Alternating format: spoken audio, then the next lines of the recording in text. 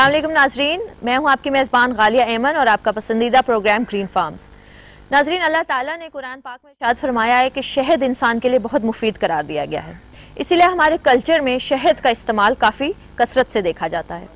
कुछ अर्से पहले तक शहद का इस्तेमाल नायाब समझा जाता था, लेकिन पाकिस्तान ज़री तहकीकाती कौंसिल की बदौलत आज पाकिस्तान शहद बरामद करने वाले मुल्कों में शुमार होता है। हमारा पाकिस्तान का शहद खुश जायका और इसके अज्जा की वजह से मुल्क भर में बल्कि दुनिया भर में मकबूल है। शहद कैसे बनाया जाता है, उसको कैसे हासिल किया जाता है, उसकी क्या पहचान है, ये सब हम डिस्कस करेंगे। हमारे स्टूडियोज में मौजूद होंगे कुछ गेस्ट जिनसे हम बात करेंगे।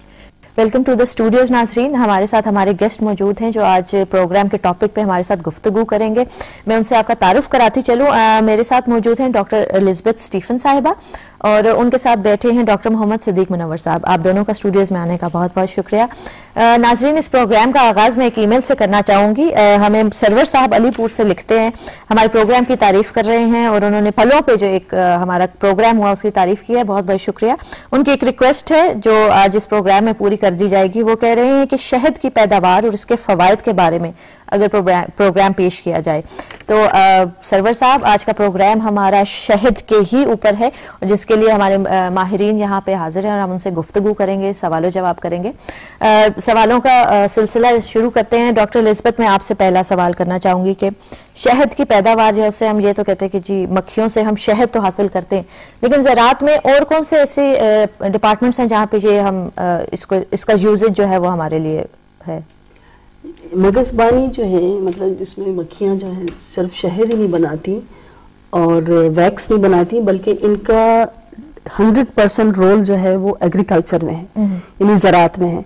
ज़राअत में जितनी भी फसलें हैं, जंगलात और कुदरती बाकी जो पौधे हैं, उनकी अमले ज़िरगी में इसका बहुत बड़ा रोल है। और हमें ये बताना चाहिए आपके प्रोग्राम की तवस्सुत से। आपने सबसे पहले तो मैं आपको शुक्रिया अदा करूं कि आपने हमें मौका दिया कि हम इस नायाब मक्खी जो इतना अनमोल कीड़ा है हमारे लिए कुदरत ने दिया है और इसको हम हैंडल कर सकते हैं और अपनी मर्जी पे इसको चला भी सकते हैं, तो हम इन्हीं मक्खियों के डिब्बे ले जाकर मुख्तलिफ ज़राअत की फसलात पर रख सकते हैं, जिससे आपका बीज और फ्रूट वो उसकी क्वालिटी अच्छी हो जाती है, उसकी क्वांटिटी अच्छी हो जाती है। तो इसका मतलब ये है कि जितना शहद मगज़बान इस डिब्बे से हासिल करता है उससे 100 गुना ज्यादा फायदा फार्मर को होता है।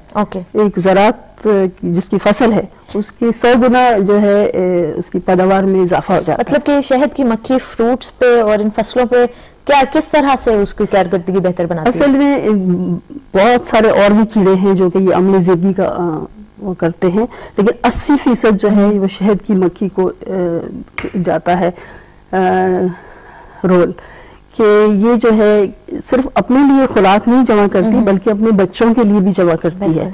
अपने जो डेवलपमेंट स्टेजेस होते हैं वर्कर के, अपने बहन भाइयों के लिए कह लेना चाहिए, तो उसमें सिर्फ अपनी खुराक के लिए खुराक नहीं जमा करनी बल्कि पूरी कॉलोनी के लिए जिसके अंदर 60,000 मक्खियां हैं पैदा हो रही हैं, उनके लिए खुराक लेके आती है। और खुराक क्या है? फूलों का रस और ज़रे गुल, और ये फूलों से ही मुयसर होता है। जितने भी फलदार फूलदार पौधे हैं इन्हीं में मक्खियां जाके अपनी खुराक पैदा करती हैं और इसी अमल में वो अमले ज़िरगी भी कर देती हैं। अमले ज़िरगी का मतलब है कि फूल में 2 हिस्से होते हैं, एक मादा और एक नर। तो नर का हिस्सा जो है वो उस पे मादा के हिस्से पे मुंतकिल कर देती है। सिर्फ उसमें आपने खाना निकालना है, लेकिन क्योंकि उसके जो जिस्म की बनावट है वो खुदा ने ऐसी बनाई है कि उसके जिस्म पे बाल हैं और वो उस वक्त जिस वक्त नेक्टर लेने जाती है, फूल के अंदर घुसती है और नेक्टर चूसती है, तो उसके बालों पर नर का जो हिस्सा है ज़रगुल जिसे कहते हैं वो उसके जिस्म पे लग जाता है। और जिस वो वापस लेके आती है कॉलोनी के अंदर, तो वो उस वक्त अपने पैरों को साफ करती है, अपने जिस्म को साफ करती है। उसके हाथों पर एक कंघी नुमा चीज लगी होती है जिससे वो अपने जिस्म को साफ करके, और फिर उसके टांगों पर एक टोकरी लगी होती है, टोकरी नुमा एक हिस्सा है जिसमें वो ज़रगुल जमा करती है। और जब वो छत्ते में पहुंचती है तो वो उसको मुंतकिल करती है छत्ते के अंदर। वो एक खुराक है उसके यंग वर्कर्स के लिए। अच्छा, मुनव्वर साहब, आप मुझे बताइएगा कि मग्स पानी का फरोग जो है पाकिस्तान में, उसके क्या इम्कानात हम पाकिस्तान में देखते हैं? हमारा जो ख्यालात हैं, जो साइंस के हवाले से हम बात कर रहे हैं, तहकीक कर रहे हैं, आम नाज़रीन तक ये बात पहुंचाएं, तो जब हम फ़रोग की बात करते हैं तो पाकिस्तान को अल्लाह ताला ने ऐसा सिस्टम दिया है कि पहाड़ों से लेकर समुंदर तक हमारे यहाँ हर तरह के अनवा किस्म के जो फसलात है बेतहाशा मतलब है। अल्लाह ताला ने 4 तरह के पाकिस्तान के अंदर मौसम दिए हैं और इन मौसमों की वजह से हर वक्त पाकिस्तान के अंदर मुख्तलिफ तरह का जो शहद है वो मुयसर होता है। अब इसके जो फ़रोग की जो बात करते हैं, इसमें यह है कि चूँकि दर्जा हरारत ये हमें बहुत ही मुनासिब है मक्खियों के लिए पालने के लिए। वैसे तो 3 तरह की मक्खियाँ पाकिस्तान के अंदर पहले मौजूद हैं। एक हमने बहुत सी दूसरी जो बाहर से एक अच्छी स्ट्रेन उगाई है। अच्छा। लोगों फ़रोग के लिए, मतलब तो बाहर से यानी एक स्ट्रेन उगाई है जिसकी जो पहले पैदावार हमारी 4 किलो तक थी, 4 से 8 किलो तक ज्यादा। अब हमारी जो पैदावार है वो तकरीबन है कि 28 किलो औसत तक हम ले चुके हैं। और जो हमारा अपने जो तजर्बात हैं, हमारे जो रिसर्च के हैं, उसमें हम 50 किलो तक भी हमने टच किया है एक डब्बे को। अब ये कि जहाँ तक फ़रोग की बात है, तो फ़रोग हमारा जो है इस वक्त पाकिस्तान के अंदर जितनी हमारी फसलात हैं उसके ऊपर हमें शहद की मक्खियों की बहुत ज़रूरत होगी। पूरा बलूचिस्तान पड़ा है जहाँ सेब फूल होते हैं, सेब जो है वो सारा शहद की मक्खियों की वजह से होता है। अच्छा। उसके पॉलिनेशन की अमली ज़िंदगी की वजह से। फिर हमारे यहाँ सूरजमुखी की जो फसल है, ये जो आपने अलीपुर की बात की है, इस इलाके के अंदर बेतहाशा सूरजमुखी होती है। अच्छा। फिर सिंध के अंदर है सूरजमुखी है, व्याड़ी, ये जितना हमारा पंजाब का इलाका है, तो उसमें ये, और क्योंकि बहुत सारी हमारी दही आबादी जो है वो देहातों के अंदर है और इसका फ़रोग जो है वो हम इससे PRC इसके अंदर बहुत अच्छा रोल कर रही है। अब आपके रोल के हवाले से यानी फ़रोग के हवाले से यहाँ हमें कोई बाहर से कोई चीज़ लानी नहीं पड़ेगी। हमारे पास अपनी जो है हमारा जो काम करने वाली अफरादी कुव्वत हमारे पास मौजूद है, ट्रेनिंग के लिए हमारे पास अपने बंदे हैं, सारा कुछ। तो ये कि पाकिस्तान के अंदर इसका फ़रोग जो है वो बहुत मतलब अच्छे तरीके से हो सकता है। और अभी इसको जो इस वक्त है, इस वक्त तकरीबन कोई 27,000 खानदान इस शोबे से वाबस्ता है, जो इससे बिलवास्ता या बिलावास्ता उनसे फ़ायदा उठा रहे हैं। ज़िम्मेदारों के लिए फसलात जो अमले ज़िंदगी के ज़रिए ये शहद की मक्खी कर रही है। हमारे यहाँ शहद की मार्केटें बन चुकी हैं और इस जो हमारे पास जंगलात हैं, जो हमारे पास फूल हैं, हमारे एनवायरनमेंट के अंदर, हमारी माहौल के अंदर, इसको हम 10 गुना और बढ़ा सकते हैं। और ये कि अब बाहर से कोई किसी अफरादी कुव्वत की जरूरत नहीं है। तो आपका जो PRC की रिसर्च है वो कहाँ तक कामयाब हुई है इस सिलसिले में? PRC की जो रिसर्च है कि PRC जो पहले जो हमने ये कभी हम लोगों तक ये बात पहुंचाने की है, तो PRC काम शुरू होने से पहले शहद पैदा होता तो लोग ये आता है कि शहद की बोतल है जैसे ये पड़ी है तो वो इधर ही छुपा के लेता था। अच्छा। कोई पैदा होता बच्चा उसके मुंह को लगा दिया, कोई जाने वाला है तो हालत निजाम में उसको लगा दिया, तो ये थी। तो इस वक्त माशाल्लाह जो है ना PRC की वजह से कोई 4 लाख शहद की मक्खियों के छत्ते हैं। अच्छा। इसको हम 10 गुना और ज्यादा कर सकते हैं और इन्हीं वसाइल के साथ। और दूसरे एक्सपोर्ट जो है, शहद एक्सपोर्ट होना शुरू हो रहा है। अच्छा। यानी हो रहा है बहुत अच्छा। सऊदी अरब के अंदर आपका शहद जा रहा है, यानी सबसे ज्यादा बाहर जो है पाकिस्तानी शहद दुनिया में सबसे महंगा है। यानी जितने भी है ना, आप किसी चीज की बात कर ले तो इसलिए सबसे दुनिया में अगर हम बात करते हैं तो क्वालिटी हनी के लिहाज से उसमें बेर का जो हनी हमारे वहाँ जहाँ कोई स्प्रे नहीं होती, जंगली बेर जो होता है वो हमारे इलाके खुश्क इलाका जाते हैं, स्पेशली जो मियाँ वाली का इलाका है, चकवाल का है, करक का इलाका है, ये बफवार का इलाका है। ठीक है, आप ये बात कर रहे हैं कि जो है बाहर भी जाता है। हाँ, जो बाहर भी जाता है। हाँ, जी, तो मुझे डॉक्टर एलिज़ाबेथ आप बताइएगा कि हम बरामद कितनी हद तक कर सकते हैं, हमारी कैपेसिटी कितनी, अभी हम कितना कर रहे हैं और इसमें मुश्किलात हमें क्या पेश आ रही है? अभी जैसे मैंने बताया अभी कि हमारे पास 4 लाख कॉलोनीज हैं और हमारे पास जो एक्टिव बी कीपर्स हैं, यानी कि जो मक्खियाँ रख रहे हैं, औसतन उनके पास 100 या 150 से 150 के दरमियान कॉलोनियाँ होती हैं, जो कि एक जगह से लेकर दूसरी जगह मुंतकिल करते रहते हैं मुख्तलिफ शहद हासिल करने के लिए। तो शहद तो ये लोग अच्छा हासिल कर लेते हैं, लेकिन उसको फिर उसके बाद जो होता है ना, पोस्ट हार्वेस्ट के बाद उसको अच्छे बर्तनों में रखना, साफ सुथरे बर्तनों में, फूड ग्रेड क्वालिटी के डिब्बों में रखना, वो इनकी अवेयरनेस अभी नहीं है। चूंकि ये लोग चाहते ये हैं कि हमारा कम पैसा लगे और ज्यादा हमें पैदावार मिले और ज्यादा हमें मुनाफा हो और कुछ तो खैर गरीबी भी है, इसलिए कि वो जो फिरते हैं बक्से ले लेके एक जगह से दूसरी जगह, वो इतने मतलब अमीर नहीं होते, और उनके मालिकान होते हैं जो कि अमीर होते हैं, लेकिन उनको एक्सप्लॉइट इस तरह से किया जाता है कि उनका शहद ले लिया जाता है और फिर वो एक्सपोर्ट के लिए जाया जाता है। हमारी जो मुश्किलात ये हैं कि वो हमारे कंट्री में अभी हनी रेगुलेशन नहीं बनी कि हनी की क्वालिटी की क्या क्या पैरामीटर्स होने चाहिए, और किस तरह से हमने अगर कोई दवाइयाँ इस्तेमाल करनी है अपनी मक्खियों में तो कौन सी वाली इस्तेमाल करें जिससे हनी कंटामिनेट ना हो।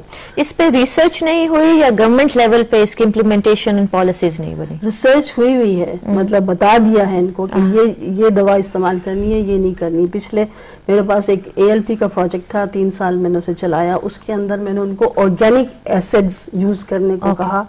बी कीपर्स को 2-3 ट्रेनिंग्स भी मैंने करवाई जिनमें उनकी अवेयरनेस की कि आप लोग जो फ्लूवेलिनेट या फ्लूमेथ्रिन यूज करते हैं, इसके अगेंस्ट माइट जो जुएं होती है उसके अगेंस्ट ये लोग यूज करते हैं, तो वो रेजिस्टेंस पैदा हो जाती है मक्खियों पर, वो दवाई फिर असर नहीं करती। और इसी तरह कंटामिनेट भी हो सकता है शहद आपका। तो अब उनको काफ़ी अवेयरनेस आ गई है इस बात से, और ये भी मैंने कहा कि कम से कम आप अपनी दवाइयों को बदलते रहें, मुस्तकिल एक दवाई ना दें जिससे रेजिस्टेंस डेवलप होती है माइट में। तो ये इस किस्म की कुछ मुश्किलात हैं जिनको लाइक प्राइवेटली आप समझती हैं कि इस पे अगर काम किया जाता है तो वो हो रहा है, लेकिन गवर्नमेंट लेवल पे इसको अभी इंट्रोड्यूस नहीं कराया गया पॉलिसीज को? हाँ, गवर्नमेंट लेवल की रेगुलेशंस नहीं बनी, वो तो पूरा एक प्रोसेस है ना कि आप ये लॉज बना दें कि शहद हो तो इसमें इतना मॉइस्चर होना चाहिए, और इसमें इस HMF गर्म नहीं करना चाहिए शहद को, ये सारी चीज़ें। जबकि जो बी कीपर हैं वो मिक्सिंग भी करते हैं शहद की, और जो हम अपने मेंटेनेंस करने के लिए मक्खियों को शुगर सिरप भी देते हैं डर्थ पीरियड में, उस मौसम में जब बाहर कहीं फूल नहीं आ रहा होता, गर्मियों का सीजन होता है या बारिशों का सीजन होता है या बहुत सर्दी पड़ने लगती है, तब हमें इन्हें मेंटेन करने के लिए शुगर सिरप देना होता है। लेकिन बी कीपर्स का ये ख्याल है कि जब हम इन्हें शुगर सिरप देंगे तो हमारी शहद की पैदावार डबल हो जाएगी। यानी वो उस वक्त भी शुगर सिरप जो ये कीपर्स हैं ये तब तक इन चीजों पे इम्प्लीमेंटेशन स्टार्ट नहीं करेंगे जब तक पॉलिसीज उनके ऊपर फोर्स नहीं हो जाए। फायदा होता है कि वो खाने वाले को तो पता नहीं चलेगा। तो नाज़रीन के लिए हम थोड़ी सी मैं डॉक्टर साहब के और बात बढ़ाते हैं कि क्या जब सप्लीमेंट फीड करते हैं या थोड़ा सा, तो ये आम लोगों के ज़हन में ये क्वेश्चन चला जाता है, सवाल होता है कि जब आप शुगर देंगे कोई चीज़ और उसको मक्खियों को देंगे कि तो शायद कंटेमिन उसमें चीनी बढ़ जाएगी। तो टेक्निकली जब हम बात करें तो शायद जो है तो उसके अंदर 99% ड्राई मैटर वो शुगर्स होते हैं। तो ये है कि जो हम चीनी उसको उसी वक्त किसी वक्त देते हैं तो वो तकरीबन ये है कि शायद का फ्लो शुरू होने से पहले हम रिकमेंड करते हैं कि कभी वो ना दी जाए। अब वो अच्छा, दूसरा ये है कि मक्खी की जो उम्र है, औसत उम्र जो जहाँ जिस शहद पैदा होता है, इन दोनों दिनों में 35 से 45 दिन शहद की वो उम्र होती है, तो वो फिर साइकिल चलता रहता है। शहद की मक्खियाँ जैसे पहले ही बताया गया है कि 10,000 से लेके 60,000 तक, अगर बहुत अच्छा मौसम है तो 80,000 तक 1 लाख तक मक्खियों की तादाद हो सकती है एक डब्बे के अंदर। और फिर यह है कि वो चलता रहता है साइकिल, वो शायद वो कभी स्टोर नहीं हो सकता उसके अंदर, ये लोगों के ज़हन में ये वो खा जाती हैं। कोई चीज़ जो भी आपने को पालनी है, या तो उसको आप आज़ाद करें या फिर उसकी आप हिफाजत करें। तो जब कुदरती तौर पे उसके अंदर इतनी कंजप्शन है कि वो शायद वो चीनी की बोझ भी नहीं रहती, तो उसके लिए तो फिर ये है कि इसके बावजूद भी ये है कि PARC ये बात कर रही है, अगर कोई कंटेमिनेशन है या कोई ऐसी बात है तो लेबोरेटरी टेस्ट होते हैं। तो जो बी कीपर हैं जिनको ट्रेनिंग दी गई है, फार्मर्स हैं, वो केयर करते हैं कि हमारा प्रोडक्ट वो खराब ना हो, तो वो उसी वक्त ही वो रोक देते हैं। इसलिए वो शहद के अंदर वो एहतमाल बहुत कम होता है। जिस वक्त फूलों से आ रहा होता है रस, उस वक्त हमारी रिकमेंडेशन ये है कि फीडिंग ना कराई जाए। ठीक है ना? ठीक है। उससे पहले आप मतलब कोई 10 दिन पहले या 20 दिन पहले फीडिंग स्टॉप कर दें, क्योंकि अब फ्लो आने वाला है बाहर से हनी का, तो उस वक्त स्टॉप कर देना चाहिए। फिर आपको प्योर हनी मिलता है, अडल्ट्रेटेड हनी नहीं मिलता। ठीक। डॉक्टर साहब, हम यहाँ पे एक छोटी सी ब्रेक पे जाएंगे। नाजरीन, ब्रेक से वापस आते हैं तो हम फिर अपनी गुफ्तगू का सिलसिला जारी रखेंगे। एक छोटी सी ब्रेक पर जा रहे हैं, हमारे साथ रहिएगा। वापस आते हैं, अपने गेस्ट से बात करते हैं।